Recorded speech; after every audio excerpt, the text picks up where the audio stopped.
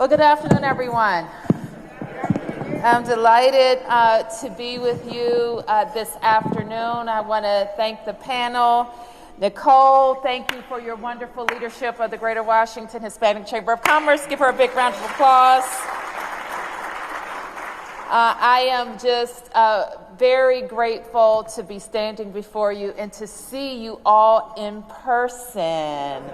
And I know you have already received this message that DC is open.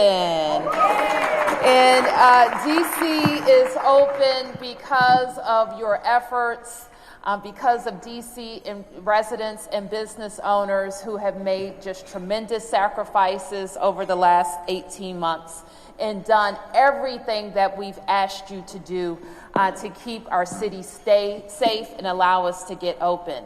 Another wonderful thing is that DC Public Schools is open. And we know that having young people get back to normal, get back to life, is what will allow our city to get back to normal and get back to life. We have certainly learned a lot over these last 18 months, haven't we? We have learned how to sacrifice, how to pivot, how to be resilient, how to file applications, get loans, get grants, how to make sure our employees are connected to loans and grants and Stay DC, you name it. But also to think about the new normal and the opportunity that was in the new normal. I couldn't be prouder of our team who really worked with a lot of our local businesses to spend a lot of money over the last 18 months, but to spend it strategically, to spend it with our small and local businesses, to meet all of our goals and exceed our goals for local spending, and to really highlight what DC's local business community can do. How do we do? Do we do okay? I also think we learned some lessons about procurement and when we can do it fast, right, Unique? Do it well and strategically. We don't have all of the kind of holdups that we can sometimes have during the normal process. So I'm very, very proud of the work that our team has been able to do. And when I think about the opportunities that are before the Greater Washington Hispanic Chamber of Commerce and your members, I know that you too have experienced a lot of learning and a lot of opportunity throughout this process. So I know through the monumental efforts of members like CalPro, where's the CalPro group? Give them a big round of applause. We know because of our Latino Development Commissioner, Marguerite Delone, where is Marguerite? Give her a big round of applause. That we have been able to tailor a number of our programs to meet our needs. We knew that when we had to shut down the government on a dime and close businesses, believe me, you don't want to be a mayor that has to make that decision. And trust me, it was only to save lives and to get us back open as soon as possible, and we were able to do that. But it meant that businesses who always made payroll, always paid their rent and mortgages, were literally trying to figure out what to do next. And that's why we were able to get out the Bridge Fund, a $100 million fund that was locally funded that helped meet those emergency needs. We have also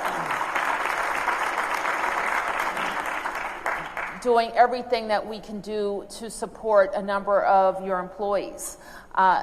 Many of you weren't able, because of business not being predictable, able to maintain your payrolls or keep long-time employees on the payroll. And one thing I've learned about small business owners is that you do your job and you have a mission for your company, but one of your true loves is employing people. And so those were heartbreaking decisions, and we recognize that. And we hope, and through the efforts of our Department of Employment Services, we hope that you can reconnect with those employees. But we want to support them in the meanwhile, and that's why we have a Stay DC program for any employees who are impacted or have been impacted by COVID.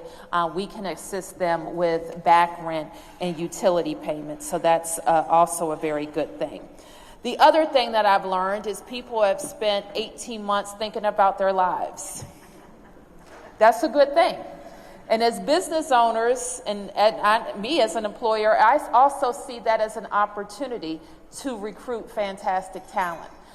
So I know that you're thinking about your own employees and your needs of your company, but a lot of people in our region are looking and recruiting for talent. So I know that all the members of the Greater Washington Hispanic Chamber of Commerce are thinking about how they're going to be the employer of the future to help us maintain the posture that we have in this city of attracting and keeping the best of the best talent anywhere in the United States of America. So please stay focused on that. I'm also very proud, and if you haven't seen it, I hope that you will take the opportunity to go to the Frederick Douglass Memorial Bridge. It is a wonderful, iconic bridge and gateway to the city. But more than that, as business owners, I hope that you see it as a $450 million opportunity that was successfully executed by the District of Columbia and can be a model for the entire nation. In fact, the Secretary of Transportation came to the bridge and said something that we did as a pilot, they want to replicate across the country, and that is preferencing local businesses and federal transportation projects. And that is a huge, huge win for us. 200 DC residents worked on that project. 45 minority and women-owned businesses were part of that project, which represented $91 million in contracting and procurement opportunities. So that's why I am so excited and optimistic about all of the opportunities that we have to work together. You know, DC residents have given me 6 years to be their mayor, right? Your mayor. And I'm grateful for them. But I'm also grateful for this promise that I've been able to keep. When I became mayor, we're spending just over $300 million, you'll correct me if I'm wrong, Christy, with our small and local businesses. And I said we would get that up by $100 million one year, $100 million the next year. And I thought we could get to $1 billion. I thought we could. And we did. We got to $1 billion of spending with small and local businesses. And I know we can do more. And we do more because Christy and her team working with every agency, with the Office of Contracting and Procurement, working with every agency on their plan for how we're going to spend in DC. And when we've been able to do that, we haven't slowed down a project. We haven't become more inefficient. What we have done is strategically invest DC tax dollars in DC because our businesses hire DC residents and recycle those dollars. So remember, I started this talk by saying DC is open. You know how DC stays open? Vaccination. Hello, Hispanic Chamber of Commerce. That's how we stay open, not just for us, but for our kids. And we're going into a fall season where we expect more children will become eligible for the vaccination. And it's critically important that we take care of ourselves, take care of our community, and take care of our families by doing what we need to do to finally crush this virus. And we have to get everyone vaccinated to do that. I'm looking at everyone in mask. I can't even tell all of my team members who are here. I see the deputy mayor. If members of my cabinet would stand up, I would really appreciate it so I know who all is here to be recognized.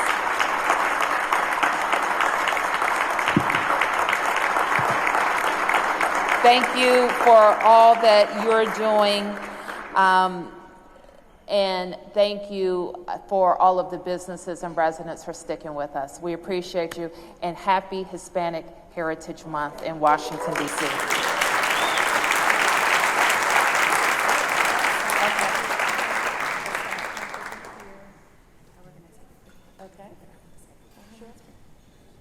Mayor Bowser, I don't know how to say thank you so much for the tremendous amount of support that you have given to our communities. A round of applause, please. Heartfelt.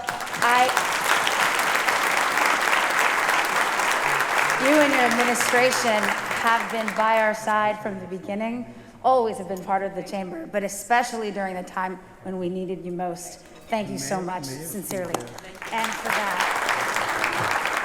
So we have a small award for you. It says GWHCC Annual Business Expo presented to Muriel Bowser, Mayor of the District of Columbia, in appreciation for your outstanding support to the Latino community. Thank you so much.